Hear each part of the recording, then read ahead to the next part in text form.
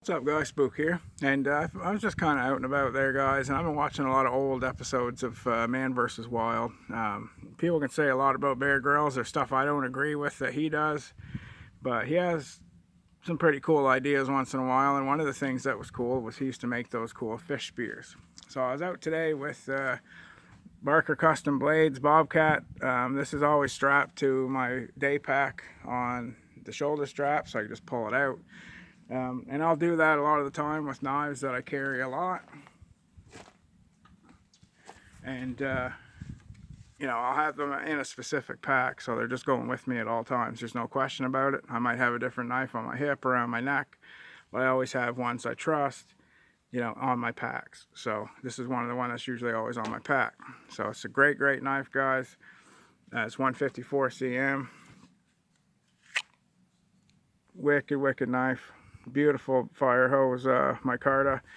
But I already did a little video, 90-degree spine. I already did a little video of this, so I'm going to get into making up this little spear, and I'll show you one that I started to make that was and I used that knife. It was too big of a piece of wood. And I made one of these before, guys, but I just kind of went overboard, and you can see the idea of it, and it was just getting to be too hard to get those sharpened. Once you get them down in, I have to put like a whack more wedges. I don't think I'll give up on making this one, because it would be a heck of a cool cool spear, and I did it just with that little knife. But I think I'll try on a smaller scale and then kind of show you. So first thing you got to do is you need to put an X in it by batoning, and I have a great big baton stick that's probably too big, but I just kind of took this, a piece of maple by the way, so it actually is pretty hard, but I just kind of took this and went with it because it's what I had around here. And but what you got to do to start out, guys, is go, and you want to measure this because you can make your prongs all screwed up, and I learned that little trick there too, because I did mess up one of these one other time. But you want to start out making your cross. So I got the one cross made, or one piece of the cross made like that, and it went down quite deep, so that's good because you want that, because when you put your other pieces in, and then you're going to switch around.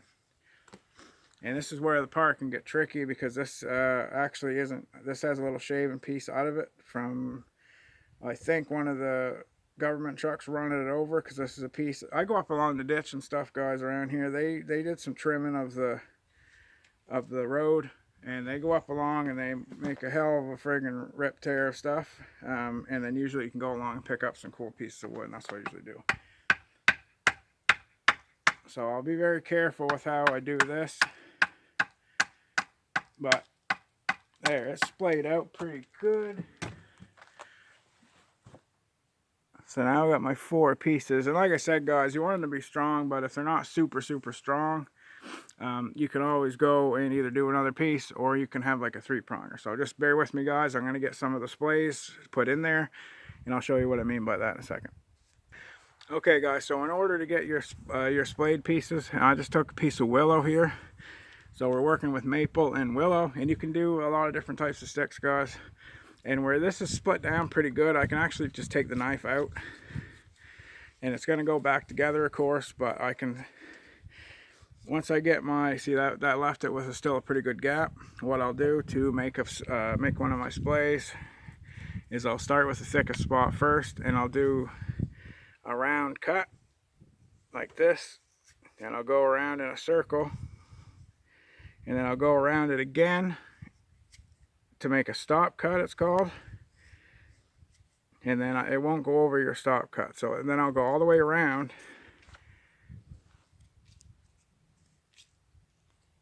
like so, cutting it deep, and this is very sharp knife, so it makes it quite easy. So the reason I like this, it's a really good carving knife. Then I've gone around there, I can just easily snap that little piece off. So what I want to do after that is, if this was a bigger piece, a lot of the time, and I might do this, you can actually,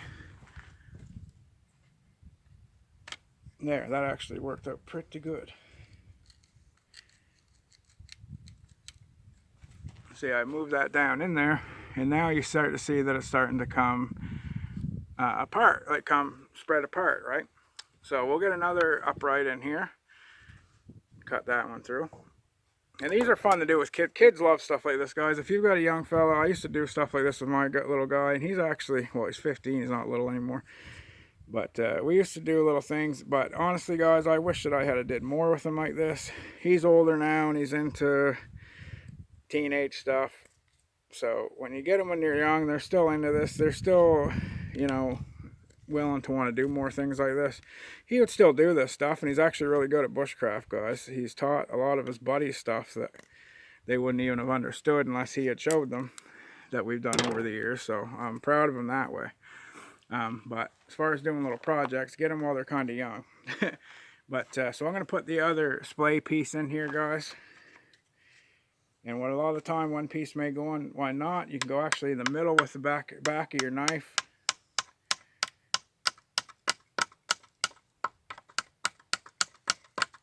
And splay that down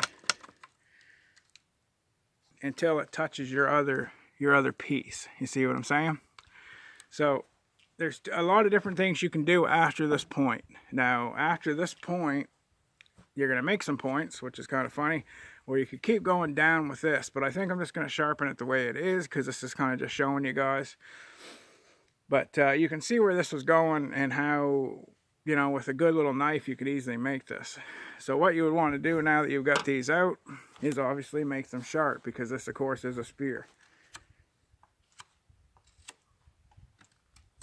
That's why I love this little Barker Custom Blades Bobcat, because it's a great size for projects like this, and I can count on it. It's all good materials. It's handmade in Canada.